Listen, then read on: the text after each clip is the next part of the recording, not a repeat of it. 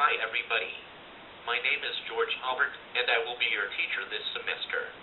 Today I want to talk to you about a very powerful force that has influenced the world development in several ways. I'm talking about globalization. To explain it, I have prepared a short documentary about the impact globalization has had all over the world. Let's watch it. Globalization can be defined as an ongoing process of interaction that allows the integration of countries, governments, and people. This process has been accelerated by the collapse of the walls and barriers and the technological advances. One of its main components is the economic globalization. This process has allowed an economic integration between countries and the emergence of a global marketplace. However, the fight for the market domination has left a lot of losers and just a few winners. The economic gap between the North and the South, the rich and the poor, continues to grow. Countries that open to international trade dream about increasing their financial capital and taking advantage of the opportunities to grow. But during the process, they are often forced to borrow money from international institutions.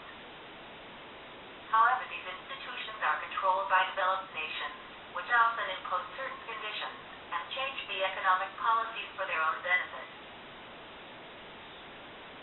These changes have damaged the developing nation's society in most part of the cases, because poor people are often excluded from the economic growth.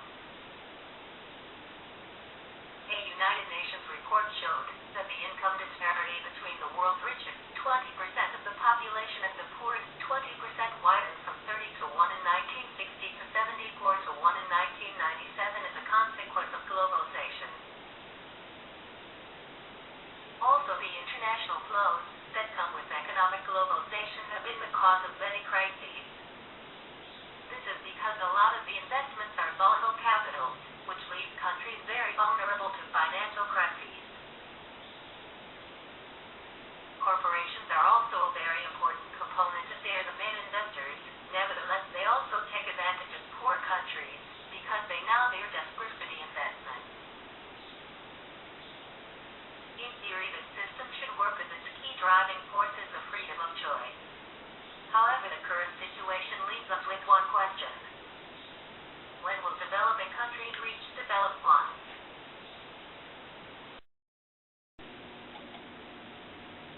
Wow, that was a very interesting documentary. But why do the developed nations take advantage of the situation? What can we do to change this? Well, there are several ideas that we can propose. I think that we need to start by creating the same opportunities for everybody. In the first place, governments need to offer good and fair jobs to their citizens. In order to do this, their policies must be focused on reinforcing the economic and social institutions. Why? Because as the trade and market grows, countries cannot continue with the same institutions. The economic growth must be accompanied with continuous reforms that face the new problems and challenges of globalization. Also, as the documentary said, financial crises are one of the main problems of economic globalization, as they can hit developing countries with more strength than if they were not exposed to the globalized financial markets.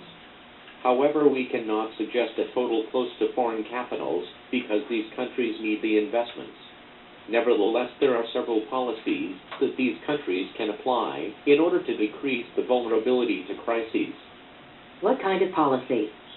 Well, governments need to forge a political consensus. This consensus should be developed by the governments in collaboration with outside advisors from the international organizations like the IMF or the World Bank. But why a consensus? Because the international organizations recommend standardized programs to these countries to cope with crises. However, local governments are the ones with the knowledge of the current situation in their countries, and they know which sectors need more support. Governments need to make an introspection and identify the key sectors as well as their risky sectors. Based on this analysis, governments can anticipate the measures needed to cope with crises. For example, increasing the federal reserves. On the one hand, a better evaluation and understanding of economic programs is needed, especially because these countries need to understand that opening the borders to free trade can be an opportunity as well as a threat for the local economy. On the other hand, international organizations need to re-evaluate their mission and understand that their main purpose must be to promote the global development, and that by making palliative programs they are just hiding the crisis, but it eventually will have negative impacts on the society. So they should do programs focused on the long run and evaluate with the local government all the collateral damages that they can produce once the recommended policy is applied.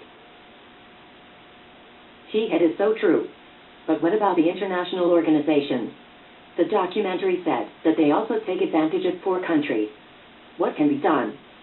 We know that the same voting power in these institutions would solve a lot of problems. Nonetheless, that is a very optimistic solution.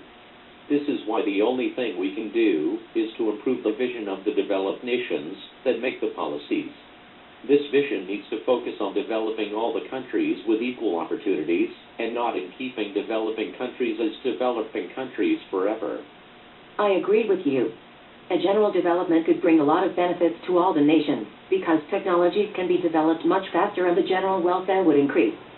But we still have the problem of corporations. They take advantage of the developing nations, because they know that they need the investments and they are so big that nobody can stop them. You are right, because corporations have acquired so much power that it is very difficult for governments to apply sanctions whenever they do something wrong. I think we have come to a stage where citizens need to organize and protest against unfair treatments or injustices that corporations make. Also, we need to remember that we, as customers, are the ones who decide which business stays and which one leaves the market. So if we are talking about a corporation threatening small and medium businesses in the local economy, citizens must organize to slow down its expansion and favor the local producers. As a conclusion, I think that by focusing on government's effectiveness, better international institutions, and humane corporations, the economic globalization will be more beneficial to all of us as we are attacking the problem from its roots. That is all the time we have. Do you have any questions? Did you like today's topic? Yes, I loved it. It was very interesting, and I liked that we could share these solutions with all the class. I'm glad you liked it. See you next class. But remember that for every problem there is more than one solution, and that it is our mission to make of this world a better place for current and future generations. Goodbye.